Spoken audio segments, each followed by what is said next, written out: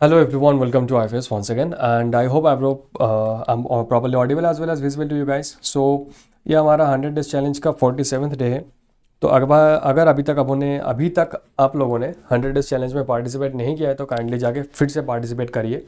अगर आप नहीं कर रहे हो तो काफ़ी सारी चीज़ें आप मिस करते हुए जा रहे हो, और वो चीज़ें क्या है वो आपको पता चलेगा जब आप क्वेश्चंस को सॉल्व करने बैठोगे। तो 100 डेज चैलेंज का ऑलरेडी आज 46 डे हो चुके हैं, मतलब ऑलमोस्ट हाफ डे तक हम लोग चैलेंज तक हम लोग पहुंच चुके हैं। तो इसमें आपको क्या करना पड़ेगा, आप हमारे ऑफिशियल वेबसाइट पे विजिट करिए। वहाँ पे फ्री ऑफ कॉस्ट आपको क्वेश्चंस प्रैक्टिस करने के लिए मौका मिल रहा है।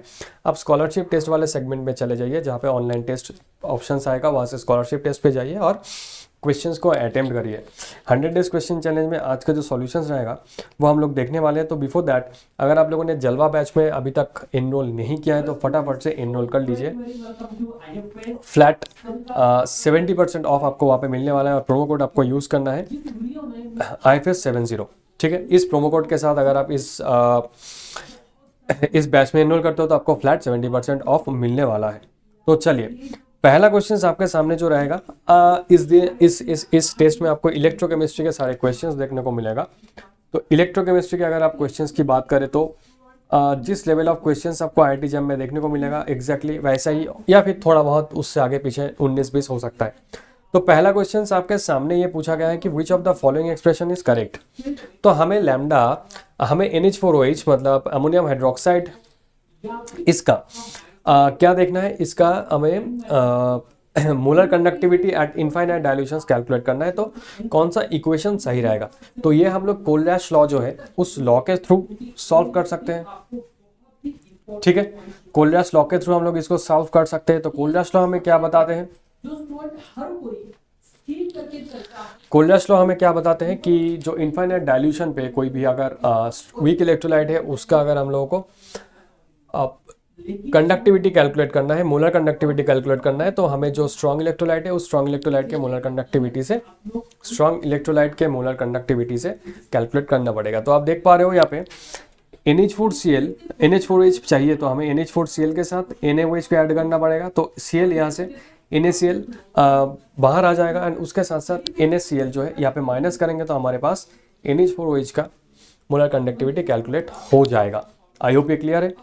तो नेक्स्ट क्वेश्चन की तरफ अगर आगे बढ़े तो which of the following fact is correct when a solution of an electrolyte is diluted. So conductivity क्या होता है, इंक्रीजेस होता है, डिक्रीजेस होता है, एंड मोलर कंडक्टिविटी क्या होता है। सो कंडक्टिविटी मतलब स्पेसिफिक कंडक्टेंस की बात करते हैं। स्पेसिफिक कंडक्टेंस मतलब 1 सेंटीमीटर क्यूब सॉल्यूशंस के अंदर number of ions, that is what the specific conductance. Okay,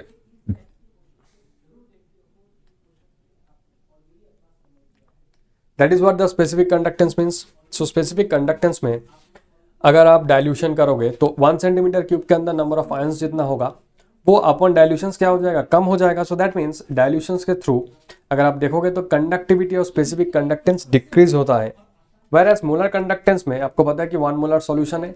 अब 1 मोलर सॉल्यूशंस में solute is fixed, number of solutes is fixed. अब अगर आप डाइल्यूशन करोगे तो आयंस के बीच में इंटरमोलिकुलर फोर्सेस और आयन के बीच में जो इंटरेक्शन है वो कम हो जाएगा। इसका मतलब है कि आयंस के पास और ज़्यादा फ्री स्पेस रहेगा टू मूव।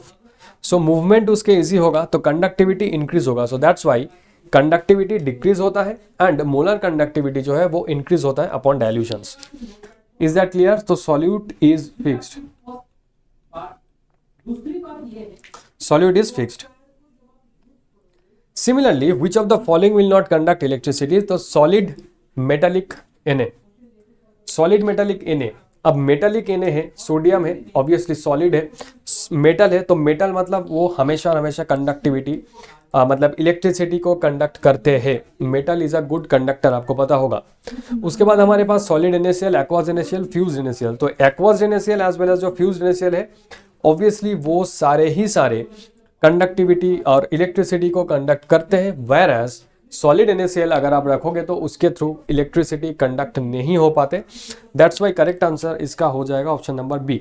तो इस टाइप ऑफ क्वेश्चंस आपके एग्जाम में 1 मार्क्स के लिए आ सकता है।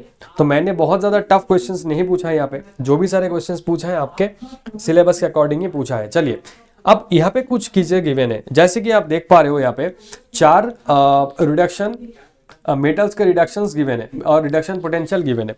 तो कोबाल्ट का रिडक्शन पोटेंशियल गिवन है, लेड का रिडक्शन पोटेंशियल गिवन है, उसके साथ साथ सीरियम का गिवन है एज वेल एज बिस्मथ का गिवन है।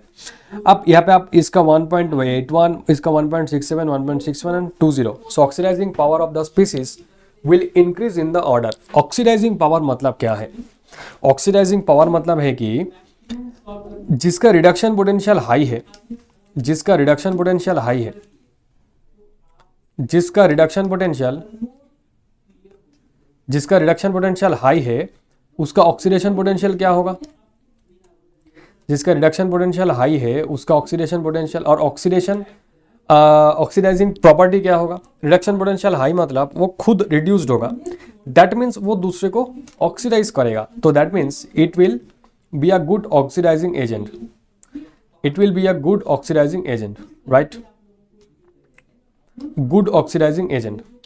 रिडक्शन पोटेंशियल हाई मतलब ये अच्छा ऑक्सीडाइजिंग एजेंट होगा, एंड रिडक्शन पोटेंशियल लो है इसका मतलब वो एक गुड रिड्यूसिंग एजेंट होगा। रिडक्शन पोटेंशियल लो है दैट मीन्स वो गुड रिड्यूसिंग एजेंट होगा। ऐसा क्यों सर? गुड रिड्यूसिंग एजेंट इसीलिए क्योंकि वो खुद ऑक्सीडाइज्ड होना चाहेगा तो दूसरे को रिड्यूस करना चाहेगा। अब देखो इसमें रिडक्शन पोटेंशियल किसका सबसे ज्यादा है सर? कोबाल्ट का। कोबाल्ट 3+ को कोबाल्ट 2+ में कन्वर्ट करने का रिडक्शन पोटेंशियल सबसे ज्यादा है। तो जहां जहां पे कोबाल्ट लास्ट में है उन दोनों को देखना है, बाकी दोनों को कैंसिल करना है। अब देखिए कोबाल्ट के बाद लेड जो है उसका रहेगा, तो यहाँ पे देख पा रहे हो, then cerium and then bismuth. So bismuth का ऑक्सीडेशन पोटेंशियल ज्यादा है as compared to the reduction potential. So इसका रिडक्शन पोटेंशियल काफी कम है, तो it will reduce other, it will oxidise itself as compared to this. So oxidising power of the species will increase in the order of option number B. तो सबसे ज्यादा cobalt का, cobalt 3+, then lead 4+, then cerium 4+, then bismuth 3+। I hope ये questions clear है। तो obviously last question की तरफ चलते हैं, that is the standard reduction potential values of 3 metallic cations are given 0.52 -3.03 -1.18 volt respectively तो the order of reducing power of the corresponding metals. तो obviously क्या होगा? रिड्यूसिंग पावर किसका ज्यादा होगा? जिसका रिडक्शन पोटेंशियल बहुत ही कम है। तो रिडक्शन पोटेंशियल कम किसका है सर? Y का सबसे कम है as compared to Z and then X। So Y का रिड्यूसिंग पावर सबसे ज्यादा हो जाएगा। अभी जस्ट वो कंसेप्ट हम लोगों ने देखा पिछले क्लास क्वेश्चन में।